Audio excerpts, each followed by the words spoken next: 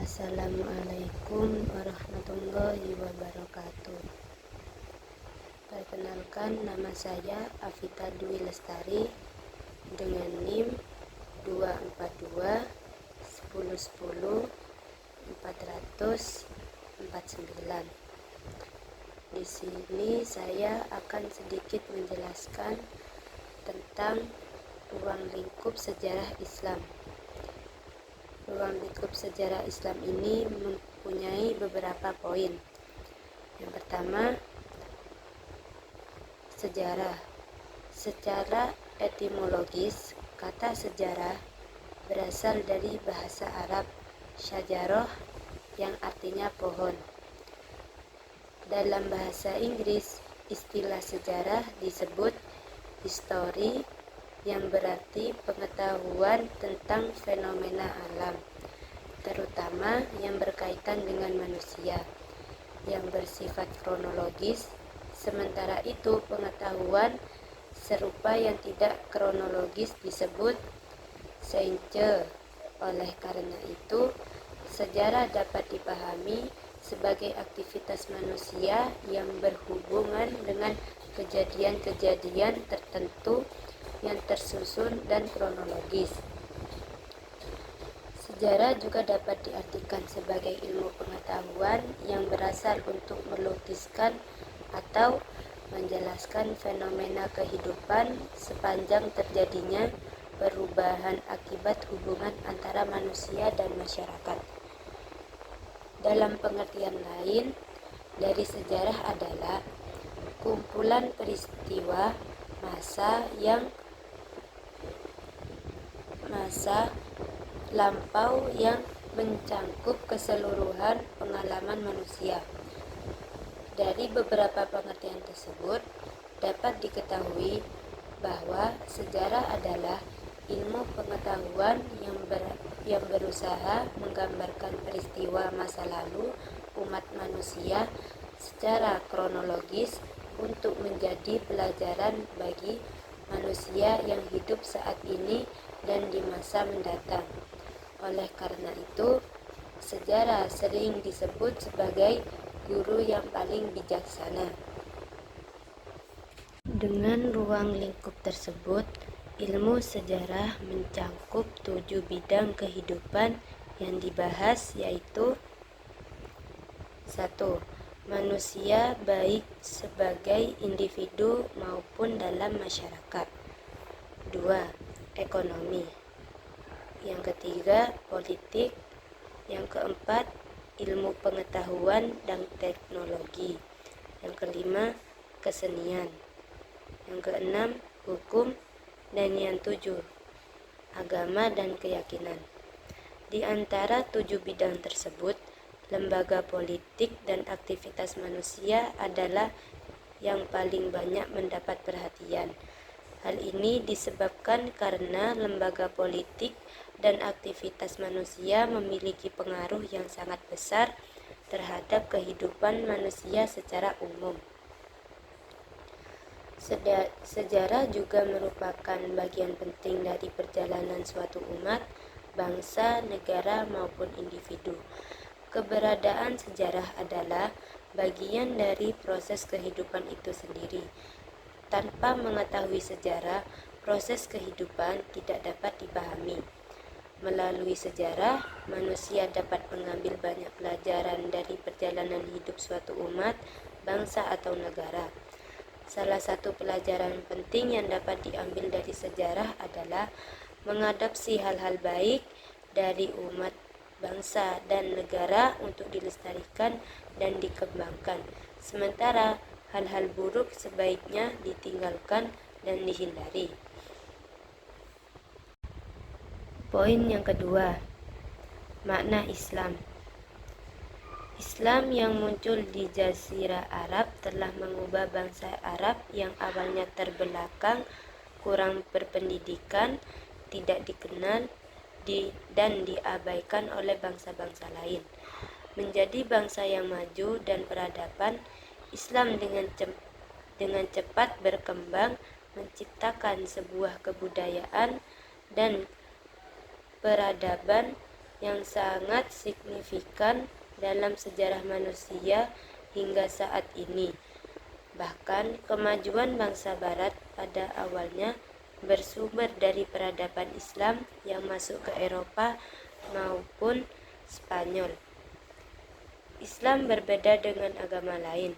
Islam bukanlah kebudayaan, tetapi menghasilkan kebudayaan. Kebudayaan yang dihasilkan disebut sebagai kebudayaan atau peradaban Islam.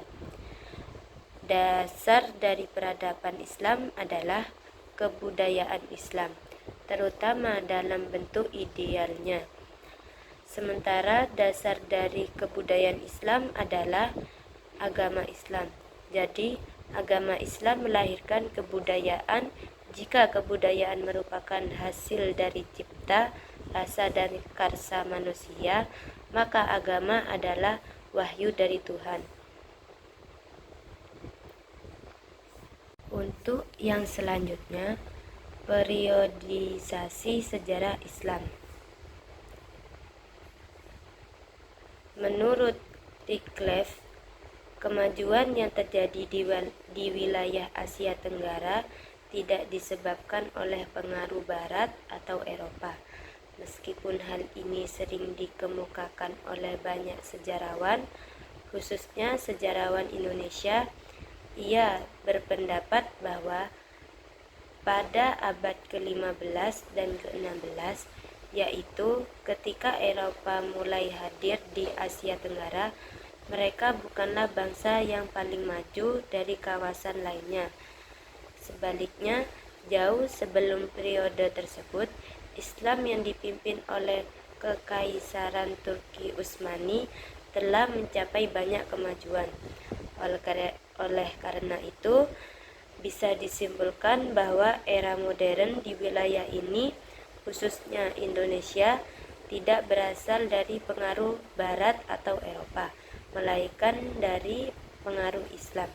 Namun penting untuk dicatat bahwa Wycliffe tidak sedang membuat sebuah skema periodisasi untuk sejarah Indonesia.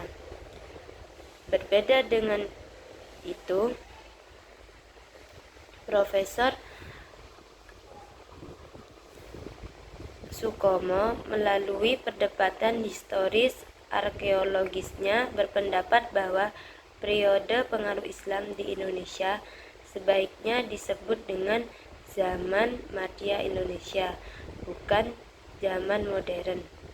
Menurut Sukomo, zaman modern Indonesia dimulai sejak masuknya unsur-unsur Barat.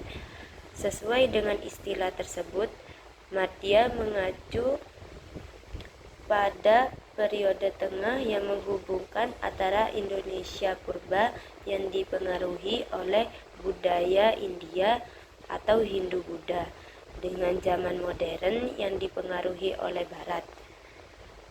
Periode Madya ini dianggap sebagai penghubung karena kebudayaan Islam di Indonesia berperan dalam melestarikan kebudayaan purba yang berpusat pada Hindu-Buddha sekaligus mempersiapkan Indonesia untuk memasuki zaman modern. Dan di periodisasi ini memiliki poin yang terakhir, yaitu periode klasik. Periode klasik adalah masa kemajuan, keemasan, dan kejayaan Islam yang terbagi menjadi dua fase. Fase yang pertama yaitu fase ekspansi, integrasi, dan pusat kemajuan pada tahun 650 sampai 1000 Masehi. Pada masa ini, wilayah Islam meluas dari Afrika Utara hingga Spanyol di barat dan dari Persia hingga India Timur. Daerah-daerah tersebut tunduk pada kekuasaan Islam. Pada periode ini, ilmu pengetahuan, baik dalam bidang agama maupun umum, serta kebudayaan dan peradaban Islam berkembang pesat dan mencapai puncaknya. Masa ini juga melahirkan ulama-ulama besar seperti Imam Malik, Imam Abu Hanafi, Imam Syafi'i, dan Imam Ibnu Hanbal.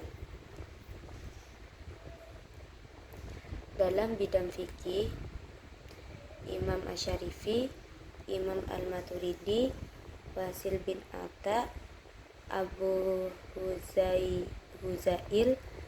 Al-Nazam, dan Al-Jubba'i.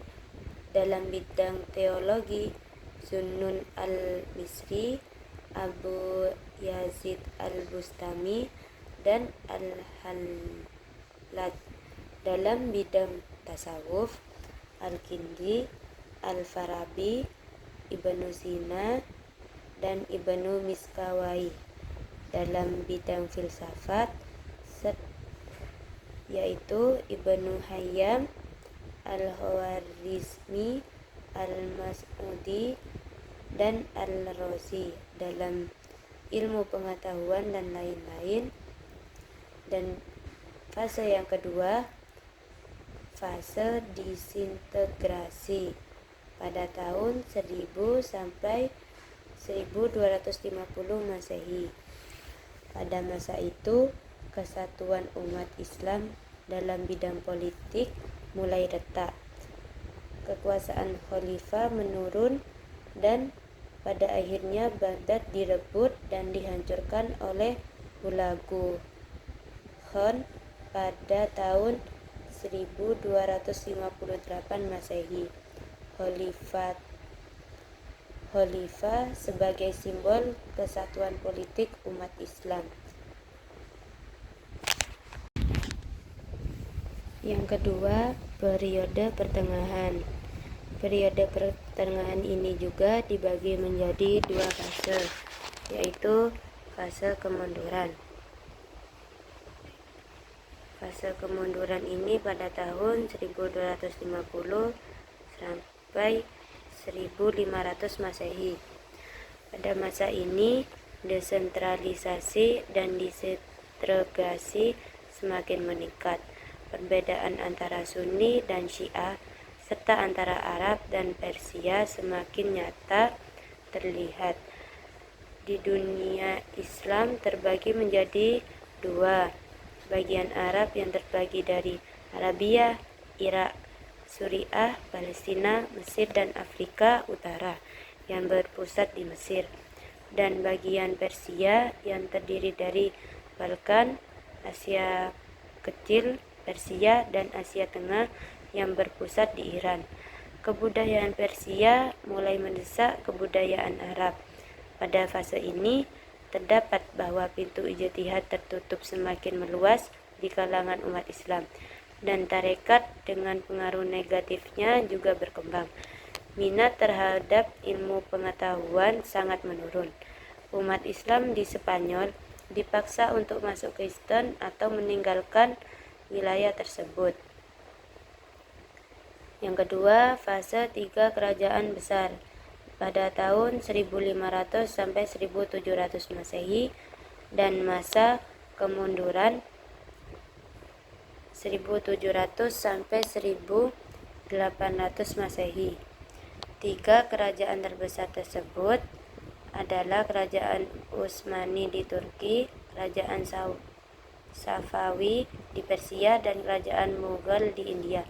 Kerajaan Islam pada masa tiga kerajaan besar ini terlihat dalam bentuk arsitektur yang masih dapat dilihat di Istanbul, Iran, dan Delhi. Namun minat terhadap ilmu pengetahuan sangat menurun. Pada masa kemunduran, Kerajaan Safawi dihancurkan oleh serangan bangsa Afgan. Kerajaan Mughal diperkecil oleh serangan raja-raja India, dan Kerajaan Utsmani mengalami kekalahan di Eropa. Umat Islam semakin mundur dan statis, sementara Eropa semakin kaya dan maju. Penjajahan Barat dengan kekuatan meningkat di dunia Islam. Akhirnya Napoleon menduduki Mesir pada tahun 1798 Masehi saat Mesir masih menjadi salah satu pusat peradaban Islam yang penting. Ketiga, periode modern pada tahun 1800 sampai sekarang, zaman kebangkitan umat Islam. Di periode modern ini muncul pemikiran-pemikiran dan ide-ide tentang mengapa umat Islam lemah dan mundur serta bagaimana mengatasinya, termasuk perlunya perubahan dalam Islam. Dari uraian di atas terlihat perjalanan sejarah naik turunnya peradaban Islam yang dimulai pada masa Nabi, mengalami pertumbuhan pada masa Dauliyah Umayyah di Suriah, mencapai puncaknya pada masa dinasti Abbasiyah dan di Baghdad, dan dinasti Umayyah di Spanyol, serta memasuki masa kemunduran pada periode pertengahan. Hal ini menimbulkan kesadaran bagi umat Islam untuk bangkit kembali pada periode modern. Sekian materi yang bisa dapat saya sampaikan, kurang lebihnya saya mohon maaf. Wassalamualaikum warahmatullahi wabarakatuh.